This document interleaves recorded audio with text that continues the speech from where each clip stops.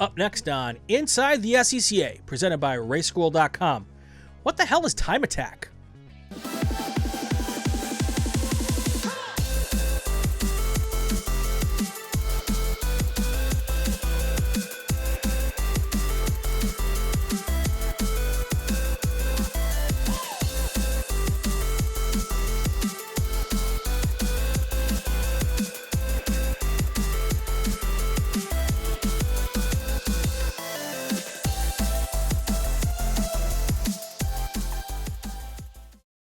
Welcome back to Inside the SCCA.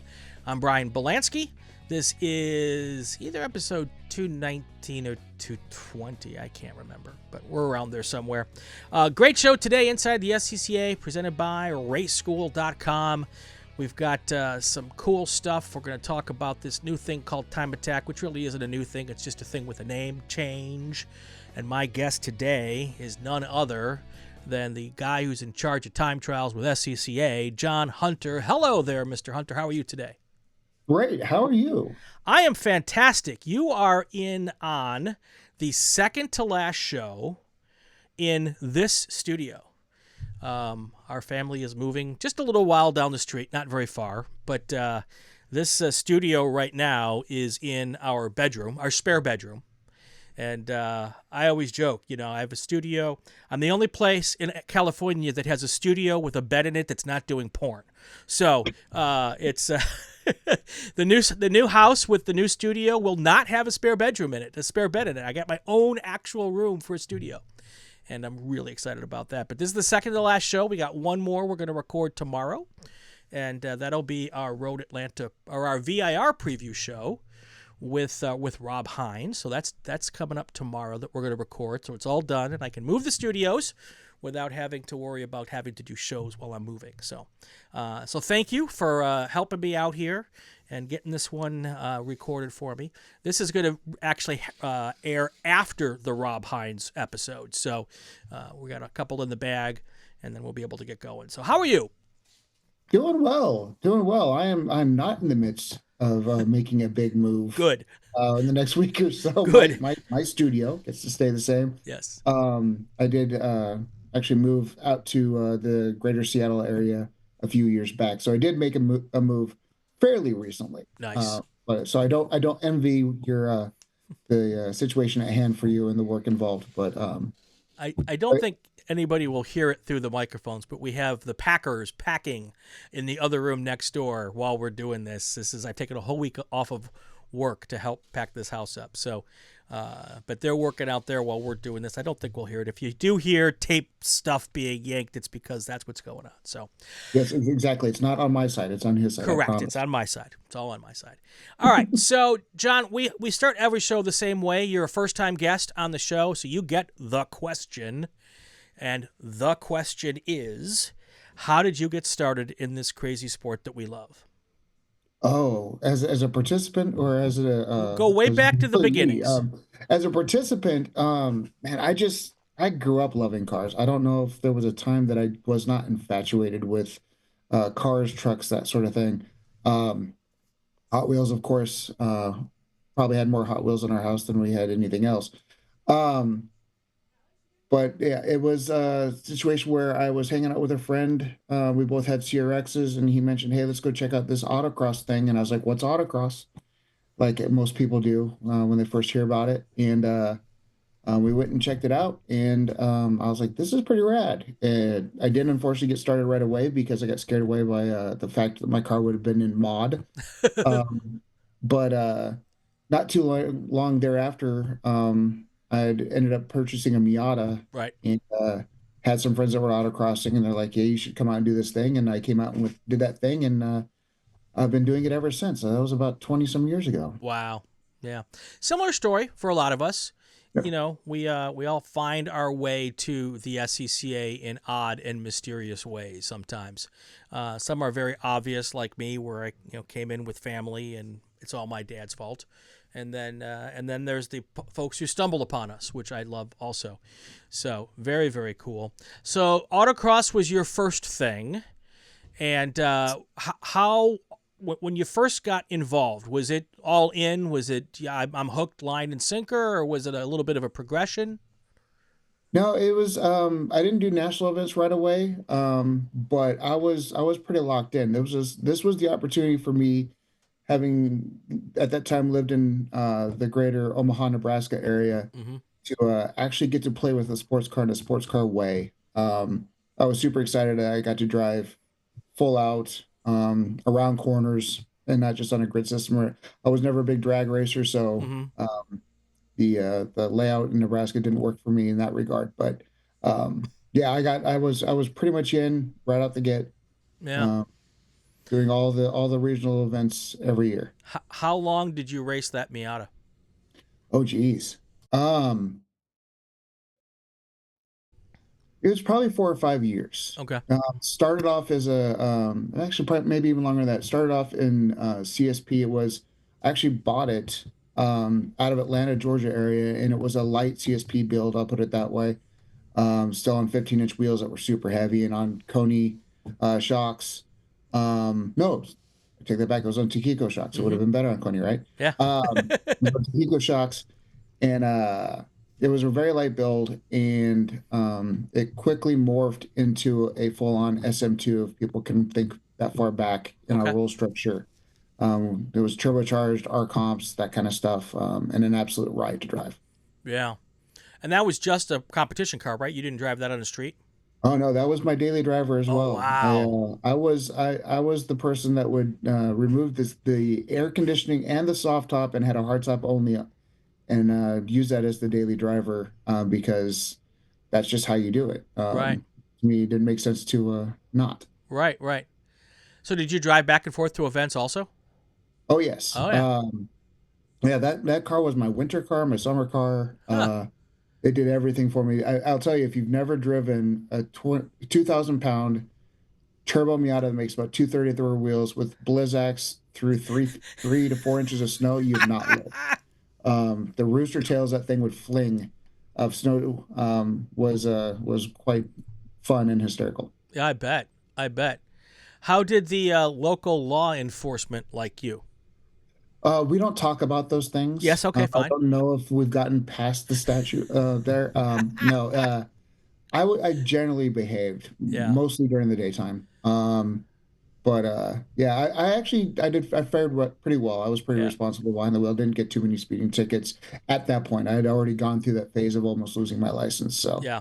we'll put it this way: Autocross helped me from losing my Well, license, because I was well on that on that train before then. it's funny. We're going to take a tangent. This is why I love this podcast. Is we go off on tangents on occasion.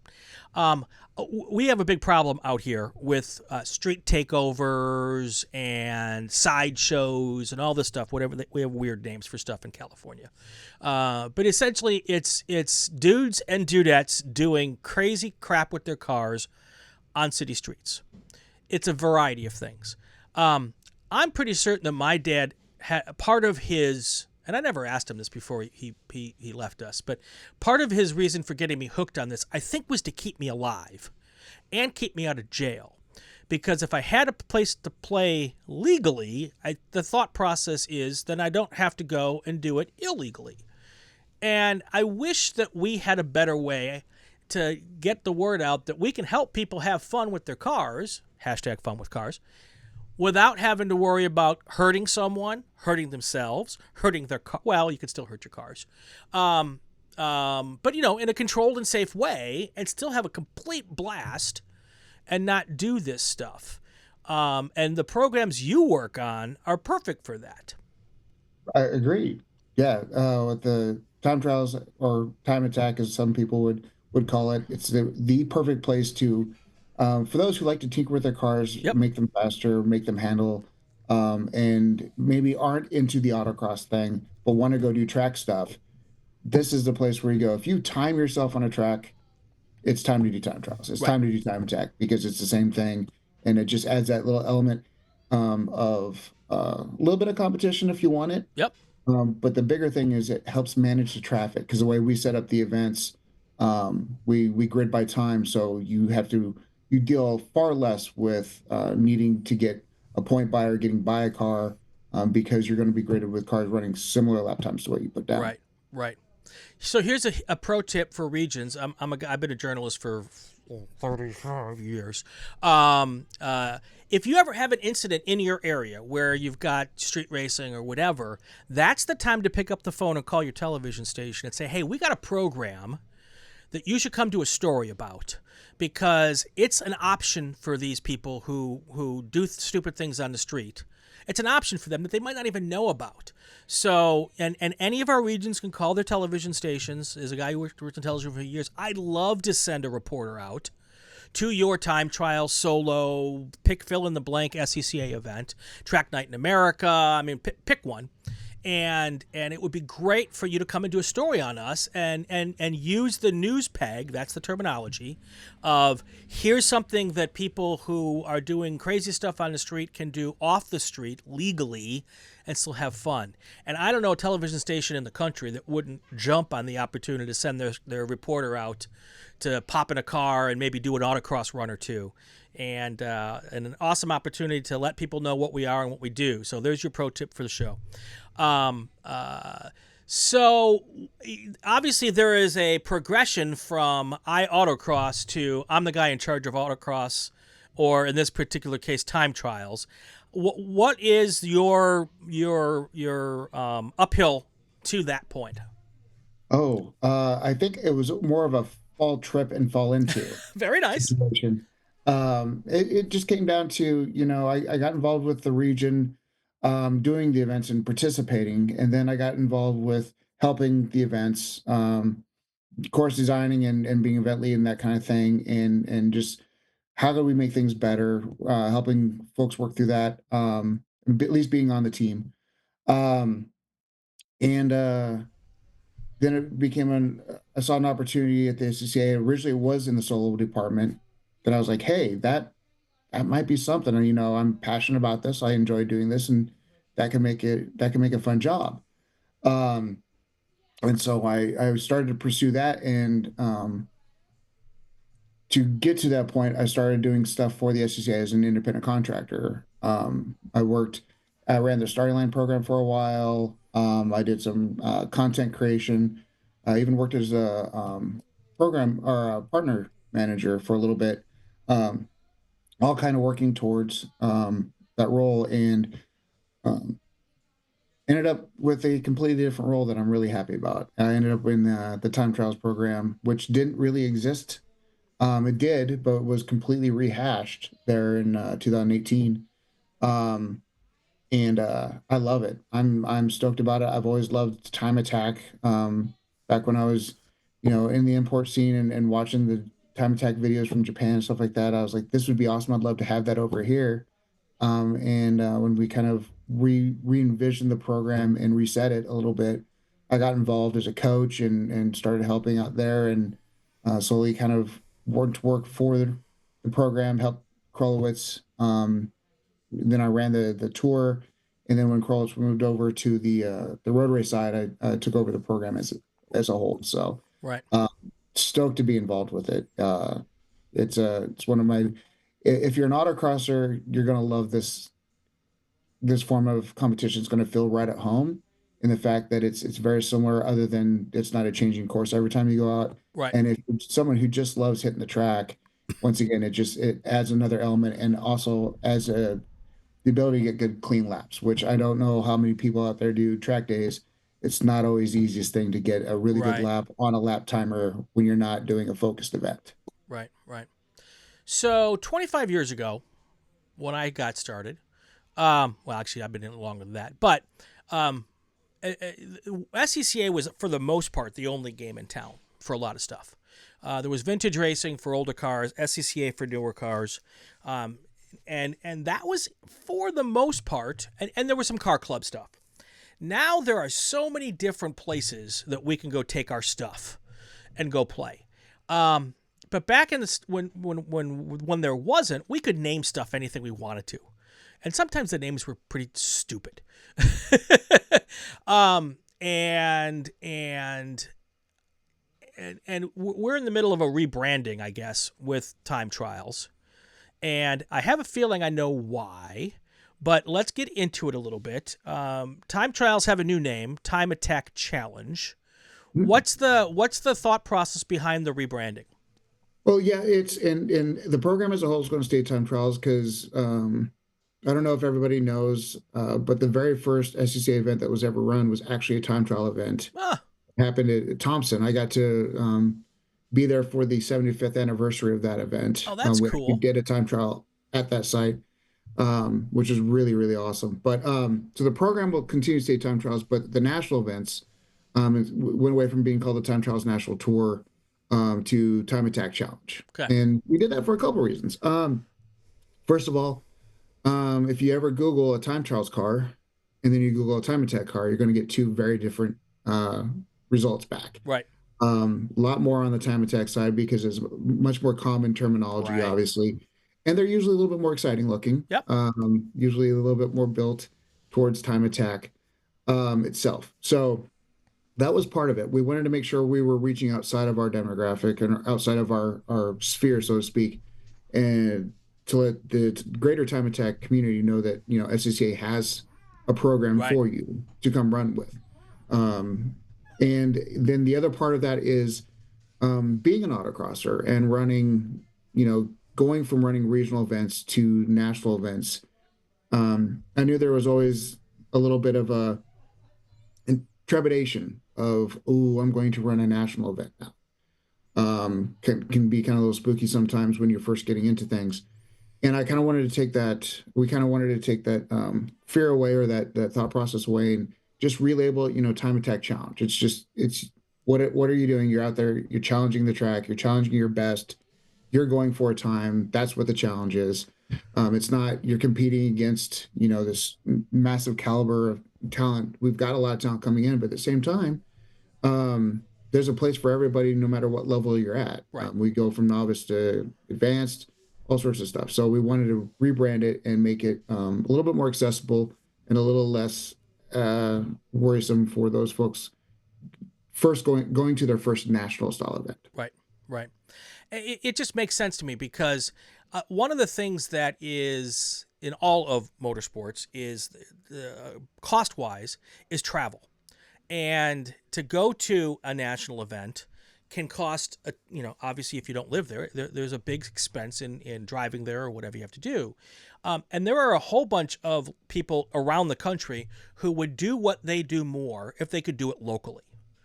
And there's people that are time attacking with other organizations that if they knew we did something similar, they just want to drive their cars fast and have a blast with it. And they might not even know we're there. So we're missing out in a lot of cases on potential members or participants by just the fact that maybe we don't, I hate the Secret Car Club of America crap, but it's kind of true sometimes. That if we were better at getting the word out, we'd get more people to come and play, even at the local events or the regional events. We're going to talk about that in a minute too. But just by letting the people know that we're out here, we're going to get more people.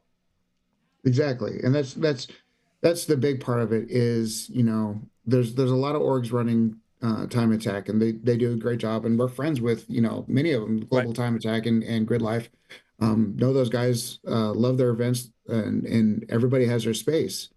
But just like the national tour side or the Time Attack Challenge side, there's only a few events a year. Right. Whereas you go to a regional event, you might have just as many events in 1 year at that one track, or maybe a couple tracks within your region. So then you go from doing maybe one, maybe two events a year because of travel, like you said. Right. So now you can do 9. Right. And that's obviously more fun. Sure. More opportunity to get better, more opportunity to improve. So it's a big thing is trying to get people to understand that the SCCA product for Time Attack isn't just the national events. It's very much regional events, and that we have so many regions running such good weekends and having a great time and having really good turnout. Right. That it's definitely worthwhile to go check it out because you're going to have a good competition and you're just going to have a good time. Right. Before we go through, there's a couple things in particular we wanted to talk about, but a couple of things. I am a big advocate of if I do one thing in the SCCA, why don't I do other things? And there's a lot of people, and maybe I feel like it was more so back in the day than it is now, but I feel like a lot of people now, they do road racing, and you'd never see them show up at a solo, or I do solo, and I'd never see them at a road rally. And I just had this conversation with Greg Lester talking about road rally. I don't understand. Maybe I'm weird, but in a year, I will try to do every single year at least some solo, a couple of rallies, and I'm obviously deep into the road racing program. That's my thing, no question. But there's this other stuff, and I think if our in addition to getting new people from the outside to find us, we need to do a better job of trying to talk our friends in the other programs to come and play with us in our programs. No, and we fully agree there as well. It's like I'm an autocrosser and I will always autocross. Right. But I will also do as much time attack as I can because to me, as similar as they are, they're also different. Right. The autocrosser in me loves the challenge of a new track every single time. Right. That is part of the allure for me. Getting it figured out, 3 runs, regionally you might get more, that kind of thing, but you have a set amount of runs, you get to figure it out. It's a brand new track, go do it. And I think that really helped make me a good on-track driver. Right. And then the on-track thing, it's the allure of constantly trying to improve. Like first you're improving by seconds when you're first starting. And then you get to the point where you're looking for tenths. Right.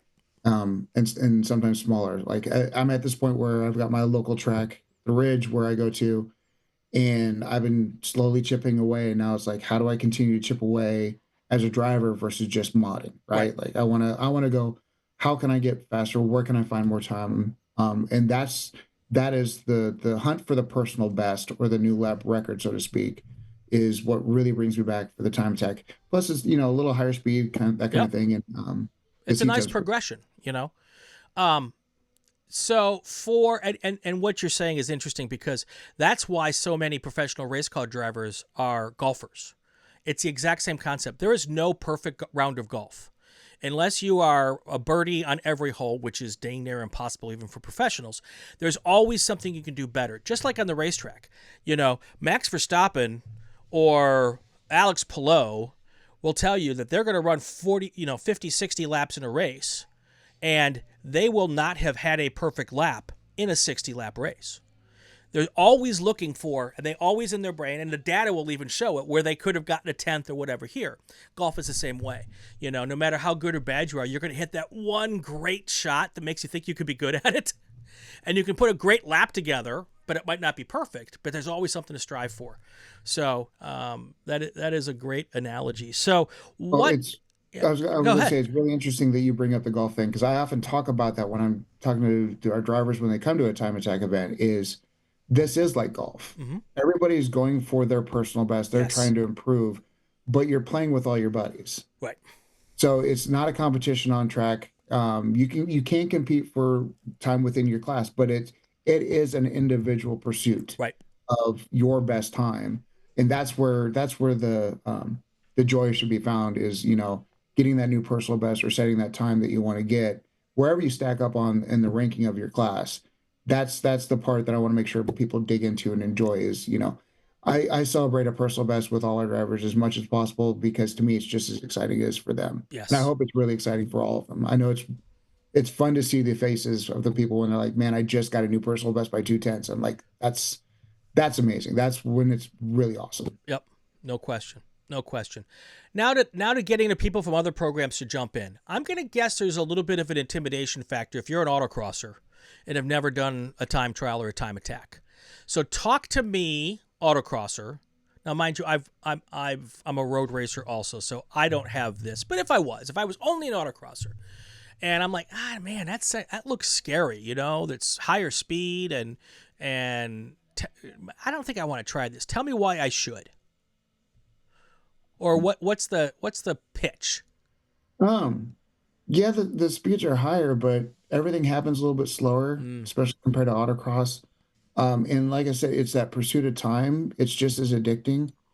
And the big thing is it just as in autocross, you drive within yourself, and it's safe and it's great and it's a good time. Yeah. And Yeah, as an autocrosser, the big thing for me is just the pursuit of time, and it's not wheel to wheel, and you're not worried about, you know, you can take the car you love Yep. and do both, right? Um, and that's where it gets really great. You don't have you can drive the car to the track, you can do the time attack, and then drive the car home. You don't need to have a truck and a trailer to get it there, depending on what class you build for, or how Right. you want to build your car, and that kind of thing.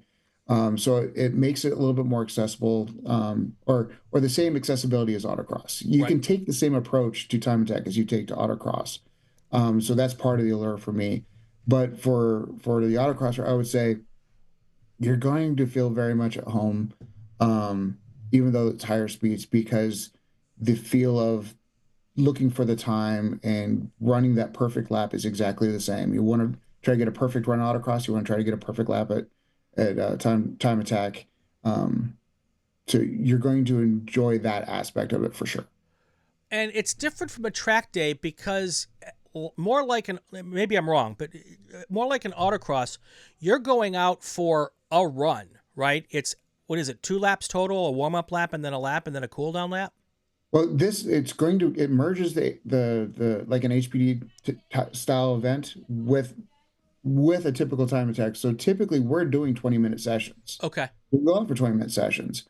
But in today's 200 treadwear game, that kind of thing, your your first three runs are typically going to be your fastest, because the tires will get a little hotter, that kind of thing, or you'll just go off a little bit. So it's kind of a merge of HPD where you're going to do 20 minutes, but then it's also you're trying to get your fastest lap within there. So you have to kind of figure out when that fastest lap is going to happen and be on point for that lap. So some tires, like a Yokohama, it's going to light up. That first lap is really important. That second lap, you might be able to get it by the third lap. It's done. There are other tires, maybe the Vitor that just came on for contingency might actually, its sweet spot might be the second or third lap. Um, so there's that game of knowing when your tire is going to be at its optimal and then making sure you're at your optimal at the same exact time. That's part of it.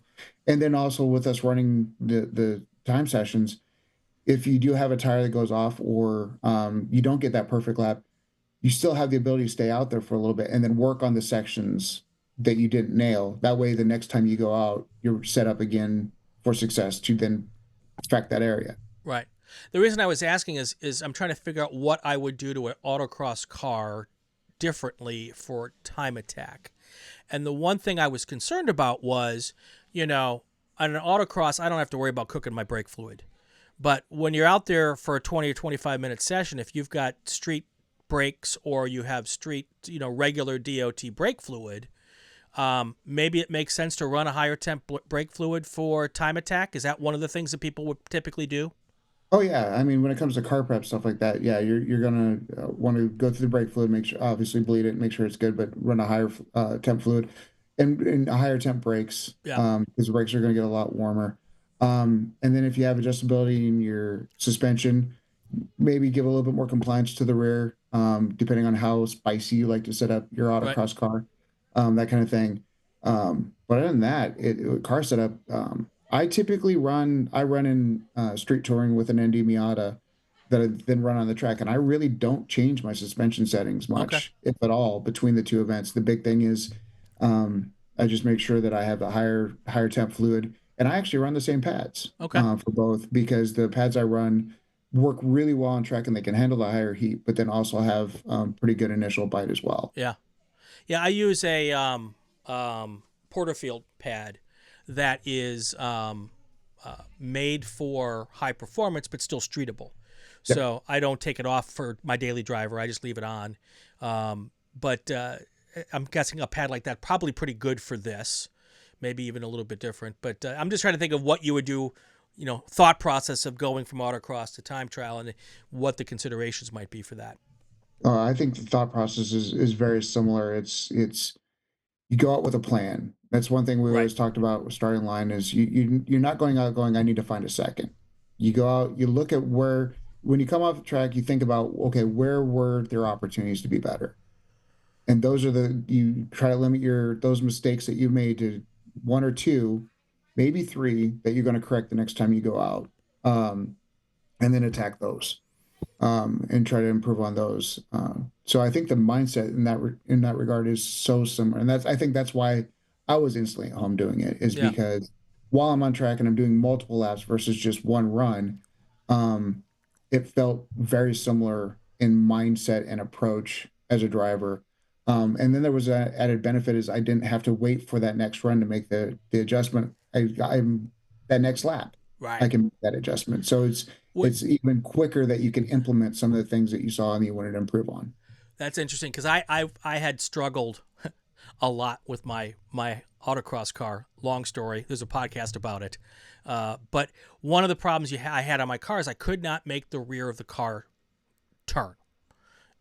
I couldn't make that rear end come around to save my life. And finally last year, on the last run at Solo Nationals, I had made the proper switch. I ended up with enough tire pressure in the back, which I thought was absurd, the amount I had to put in it, that the damn thing came around on the first corner.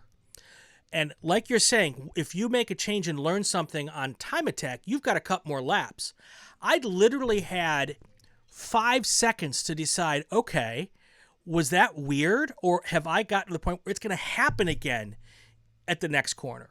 I didn't have time in a 75-second run to think much about it. And I either had to say, throw it in there and try to see if it happened again. And you have to make the decision so much quicker than autocross. And so that's definitely something very different about that. And thankfully it came around the second time, and then I just threw it at it, had the best run I ever had, and I'm just dying to get back out there and do it again now that I know how to make it happen. Right. But Yeah, I would. The only other thing that and we actually just did a little bit of a video on this that will be coming out through SCCA official group, but the only other difference I really talk about when it comes to driving between the two is hand speed. mm-hmm. Autocrosser, it's usually a lot of quick hands, that kind of thing, because you really got to move the car around. Where when you're on track, it's slowing the hands down a little bit Right. and being really deliberate with that. Where in autocross, you have to move the weight side to side very quickly, and you have to be good at catching that weight back and forth. But on the track, it's a slower transition of that weight, which for an autocross, it usually feels really easy Right. and a lot less aggressive. Right. So it's whenever I've taught on track, and I've had an autocrosser come in, usually the biggest thing I work on is hand speed, slowing Yeah. the hands down a little bit. Everything else really translates. Looking ahead, you just have to look further ahead. How you use the brakes, it's the same type of thing. It's just usually hand speed. You know, when you're in the quest for the personal best, in an autocross, you've got 6 runs, maybe 10 if there's extra runs, to get your personal best. And then you'll never get to measure that again, because it's very, very, very unlikely that you will ever go to a course where there's exactly the same cone setup. They might have a little section similar here or there, but you'll never have your personal best for your day. You're done. You know, it's not like going to do the Boston Marathon where you can go back next year and it's the exact same course and you can set a personal best. With time attack, if you go back to the same track a year later, you have all the data and time from what you did the last time, and you now have another bogey time to go after. And that's a little bit different of a mindset also, right? Exactly. And that's the other part that I really like as an autocrosser is now, I mean, being from the Lincoln in Omaha area originally, we would run where we run nationals and we'd run spring nationals. We would occasionally get to set up the national course the next year from the previous year, and you get another crack at it. And it's never the same. Right. But you potentially get that crack at it. And gosh, it was so enjoyable to have that other shot to see, can I fix that one thing? And that's the thing I do love about time attack is you have a bad event, you get to come back the next year, or you get to come back the next month and hit the track again and see if you can rectify it. And I mean, NCM, where we've had time trials nationals since the rebirth of the program, I haven't driven that in my own car since 2019, and it's a 36-hour drive for me. Yeah. But I can tell you, I really, really, really badly want to take my car back there. and see can I get the time that I think is there that I didn't get last time. It's Yeah. it's really itching at me right now, as a Yeah. matter of fact. That's awesome. But I love the fact that I can. Right. It's a long drive, and that track will exist for me to go do that with. Um, so I do have that opportunity to scratch that itch, which is awesome. Yeah, that's pretty cool. So, just pulling up the schedule right now for the Time Attack Challenge. Let's see here. Just trying to see the tracks that you're on. Las Vegas Motor Speedway, Road America, Autobahn. I was just trying to see if there was a chance to put sim racing into this discussion and to be able to go. And I don't see too many of these tracks. Most of these tracks are not on iRacing, unfortunately. I was gonna say though, a lot of people do practice on the sim. Yeah. I'm not exactly sure where they find the track, but I get that a lot. I get told a lot of people by a lot of drivers coming in that yeah, they've been putting some time in Yep. at the various tracks that we do. Yeah. Cool. A couple other things we want to talk about, and let's get to those in just a second. Let me take my quick break here, and I will thank the folks that helped me do this. And then when I come back, we'll talk about some other cool stuff that's going on with the program. So let's do that right now. Of course, we want to thank the people that make this happen. It is RaceSchool.com, our presenting sponsor. We really appreciate them being on board with us this year. One of the top schools in the country, based out here in Southern California at Buttonwillow and at Willow Springs on occasion. But now we've got 2 tracks at Buttonwillow, which is way cool. You can get your full SCCA competition license through RaceSchool.com. They also do defensive driving and high-performance driving courses as well. A whole menu of stuff. So go to RaceSchool.com, find out. Best thing about coming all the way out here, if you don't live in Southern California, is that when you come out here, you're almost guaranteed great weather every single weekend, every single school. So come on out for that as well. Solo Performance Specialties, you probably know them pretty well, John Hunter.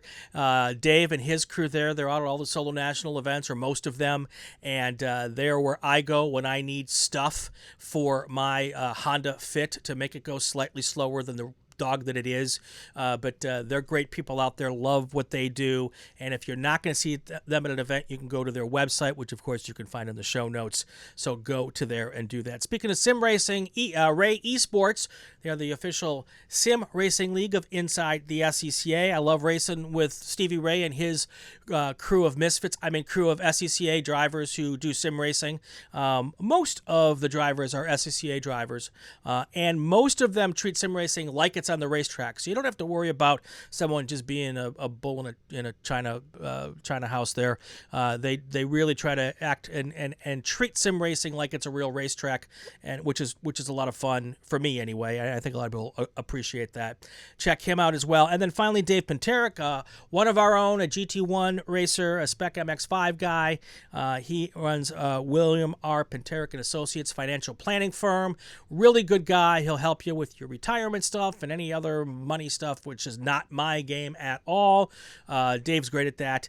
Check him out there. All of our helpers, our sponsors, our partners, our supporters, all of their information, scroll down in the show notes, click the links, and tell them I sent you that way. Back now with John Hunter, talking about time trials and time attack. We've got some other stuff here that we want to chat about. I just lost my computer screen. Stand by. Pull that up. We've got Targa events, John. First of all, tell us what Targa events are. Targa events. The easiest way to describe this is if you've ever heard of this thing called One Lap of America, this is a regional version. Great. It's an opportunity to drive multiple tracks. Usually you're going to do 4 total tracks over 5 days with a couple different unique elements or competition things thrown in as well. The idea is mostly fun, right? We want you to have a really good time. There's competition, but the lean is, this is you and a friend. It requires a team to be present. Right. You and a friend, a buddy to come on out and just enjoy hitting multiple tracks over the course of one day. This is for the people who just can't get enough track time. Right. Is this similar to one lap where you have to drive the competition car from one event to the next? That is correct. There are no trailer vehicles at this point. You're going to drive the vehicle. You're going to do the transits, and that's why we had the team Right. aspect of it. And the teams can divide it however they want. The way we've set it up at each track is we've got 2 practice sessions and then 2 of the competition sessions. So the teams can either take turns, or they can have one driver do one track and another driver do another track, or they can just have one driver do all the track stuff and one driver do all the transit stuff. However they want to divide it up, that's Yeah. completely up to them. We don't care. We just want to make sure that people have the opportunity to do however they want to do. Yep. And when it comes to the track setups, like I said, we got the 2 20-minute practice sessions that lead into the 2 competition sessions. And those sessions are 3 consecutive laps that get timed. So it's not just your single fastest now, it's 3 all put together for your fastest overall time for those 3 laps. Yep. You get 2 opportunities to get that done, and then we move on. It's a great opportunity if your partner, significant other, spouse, doesn't do the competition stuff. They can come along, do the transits, and do most of the driving or all of the driving in the transits, and then you can go and do your thing. And now all of a sudden you're a team and enjoying it together. And I love that idea. My wife and I have talked about doing 1 lap that way. For years we've talked about, never done it, but this would be a good way. This kind of could be the entry drug into that, right? Yep. And the other thing that can be done is so when you enter the Targa event, that's always preceding a time attack challenge. Oh. So like the Targaland Texas, or Texas Land Targa, sorry. That event precedes the Eagles Canyon Time Attack Challenge. Oh, okay. And your Targa entry, the person that signs up for the Targa, they get a free entry into the Time Attack Challenge. Oh, cool. And then the co-driver can then enter the Time Attack Challenge separately. And that means you can have the co-driver work with you all the way up until the Time Attack Challenge event. And then they can have their own car there. And you can split up, and then the Targa will finish out with the car that entered the event because it's more based on the car. And then the other person can hop in their own car. So if you and a friend are going to the event and one of you has a car that makes more sense to do the Targa with, and you have a car that, I don't know if I want to drive that kind of distance. Right. You can have that car waiting in the wings and do the Targa event with your buddy there. So is there an opportunity? Can you drop off your Time Attack Challenge car at that track at the start and just leave it there for the week? Yeah, for Eagles Canyon, the one we're talking about, Texas Land Targa, that one is set up. We've already worked with Eagles Canyon. Brad Flack there is being super gracious and letting folks drop off their stuff there on Wednesday when everything gets started, and maybe even Tuesday night. I got to double check with him. Right. But they can leave trucks, trailers, the cars there in the lower lot before the Targa begins. Nice. Well thought out. All right, how about shootout events? What's that all about? Shootout events. We were just talking about people who are autocrossers and like doing a time attack. Well, this is your thing. The shootout event is going to start off with autocross and then move to the track to do time attack. So at NCM, which is the event after Eagles Canyon, where we're going to do shootout, you'll get 4 runs in the morning of the autocross course on Saturday, and then 4 runs in the afternoon reversing that course on Saturday.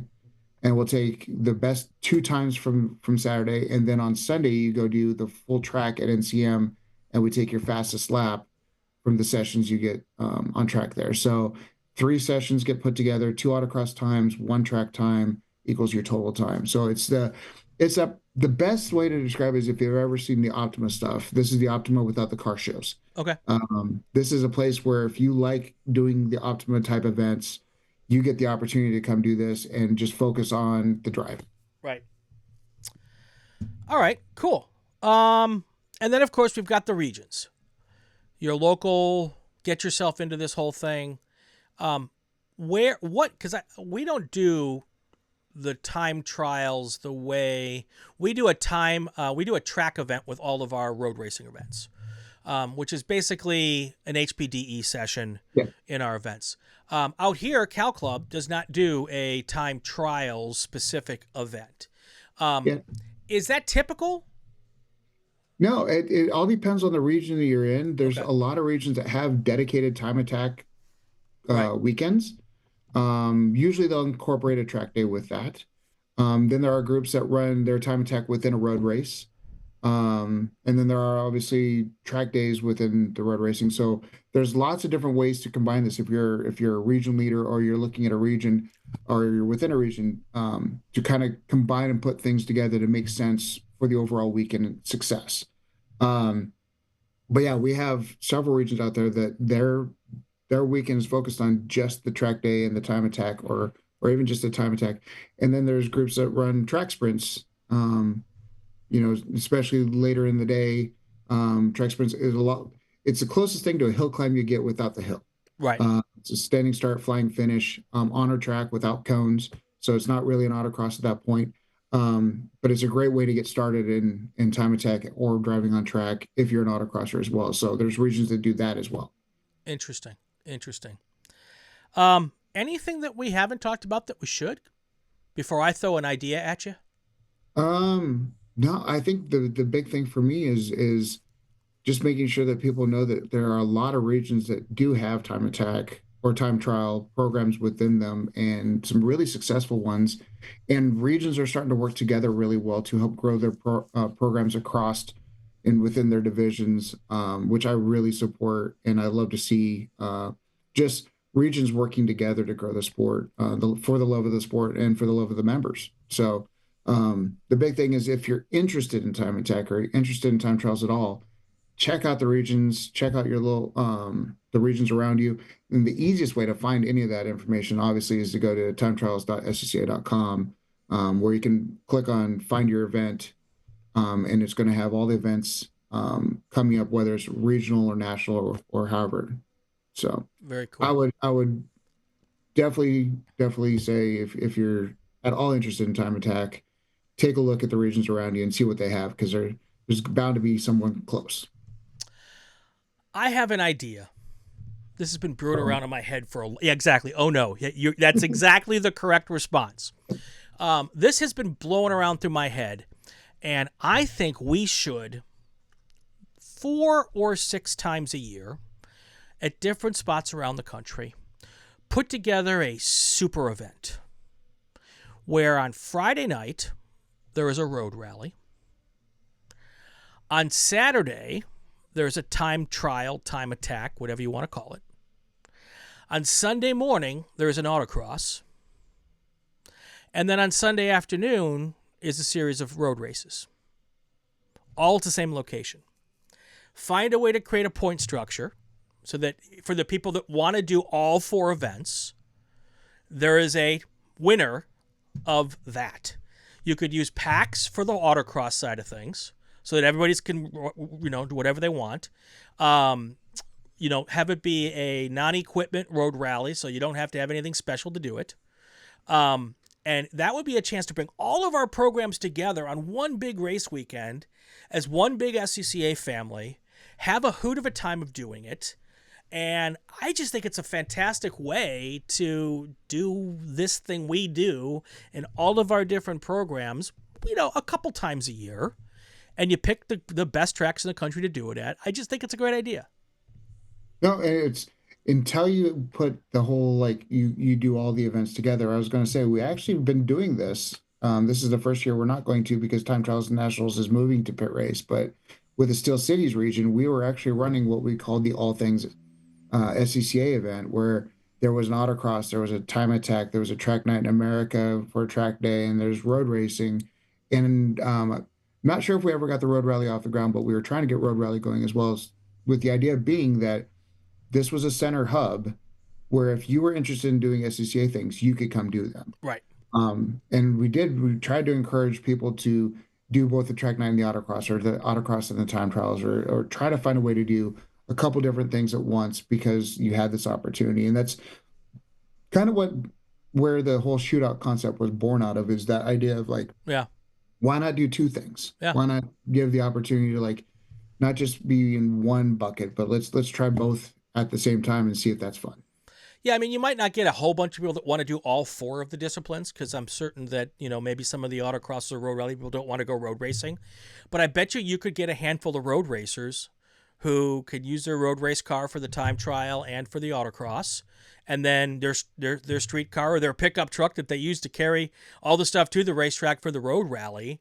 And, they might want bragging rights to put another, that particular trophy on their show. I think it would be a great idea. Maybe do one to start with and see how it works. But have I just volunteered myself to put an event like this together? Is that what I've just done? I think you volunteered yourself. That might be one of those things, or maybe throw it to Hayward. Yeah. He loves some new ideas. All right. Well, you tell Hayward to watch the last 10 minutes of this episode. I'll tell Prill to watch the last 10 minutes of this episode. And I've already got you here, so you've already seen you've been part of the last 10 minutes of this episode. I just, I think it'd be just really cool to get everybody together and then have a nice big party on Saturday night where all these different discipline participants get together in the same room and have a good time. And that's very much the core of our events as well. We want the social aspect of it. We want to have a party in the paddock. Like, my goal with every event is to get it to be as much of a Solo Nationals vibe from the paddock. Yeah. If you've ever been to Solo Nationals, you know what a party that is every night. And that's what I wanted all these Time Attack Challenge events, where it's just hang out and have a good time. And by the way, we're all on track the day before and the day after, trying to get our best times. Yep. On pursuit of having an amazing fun with cars time. Yeah. So I challenge everyone on a regular basis to get out and do something that you don't normally do. If you're a road racer, go to an autocross. If you're an autocross, go to a time trial. If you're a time trialer, go to a road rally. At least once a year, I tell people, just go do something else. You're going to find that you have fun. Maybe another member of your family will find a place to play that they don't want to go road racing or they don't want to autocross. Bring a friend who's not part of the SCCA to do it. That's another great way to get people involved. So there's my challenge for this episode. Go out there, find another thing that you do that you don't normally do, and go do it. Just do it. I think there's somebody already coined that phrase. I'm probably going to have to pay a trademark fee now that I've said that in the show. As long as I don't say that Rumble thing, that's the one really bad thing that'll cost you a lot of money. So anyway, John, thank you. thank you. We've got some program supporters. Do you want to run through some thank yous real quick? I know you're wearing the hat of one of them. Yeah, we got one of them right here. Our good friends at Coney, they're helping us out. Hawk, obviously there's Haggerty there. And can't forget those folks, those fine folks that supply all the black round objects we like to destroy at a frequent basis, the folks at Tire Rack. Yes. Big shout out to them as well. I'm trying to think, am I forgetting anybody? Oh, last question. Actually, let me know if have you forgotten anybody? No, I don't think so. I think we're good. Okay, cool. The new contingency partner. Sorry, Vitor. Okay. They are offering contingency now for the Time Trials program, for the Time Tech Challenge. I want to thank them for stepping up and filling that void. That was awesome. Cool. Do I use the same autocross tires on the track, on the time trials, or do we need a different tire that'll go longer? Do you need to? Because I mean, I guess you could probably use the same tires, but you're going to burn through them pretty quick. Well, that's always the game, because it is still 200 tread wear tires until you get to unlimited, and there you can run auto comps. You just have to have appropriate safety to go with it. It all depends on how you run your laps. Like, I've typically run a Yokohama because I will go and try to get that first or second lap in the bank. That's when I get my time.